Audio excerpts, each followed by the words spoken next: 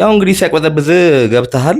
መውጫውን እመቤት የተርዳ አንተ እኛ ለማማ ዝናሽ ክብር ስንል ብዙ አንጫንም፣ ግን አንዳንድ ነገሮችን ልንገርህ። አንተም ያለብን በማስረጃ በመረጃ ስለሆነ እኛ የምናወራው ሙና ከበደ የምትባል ሴትዮ ቦሌ አራብሳ የተሟላ የቤት ዕቃ ያለባት ሴት ግድግዳ ብቻ የቀረስክ ዩቲዩብ ላይ ለቀ 600 ሺህ ብር አሰባስበ 300 ሺህ ብሩን በልተሃል 300 ሺህ ብሩን።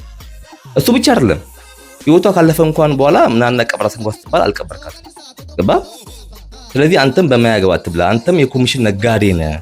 በማማ ዝናሽ ስም ራስን የጦርክ ነው። አባይ በረሃ ውስጥ ነበር ስትሰራ የነበረው። ከአባይ በረሃ እርዳታው ተመቸ፣ እዚህ መተህ ከተማ ቀረ። ለዛውም በመልክም ትመሳሰላላችሁ፣ ዘመን ልትሆኑም ትችላላችሁ።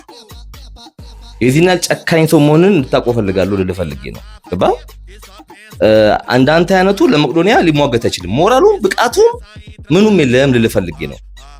አመሰግናለሁ። ለጊዜው ይበቃል።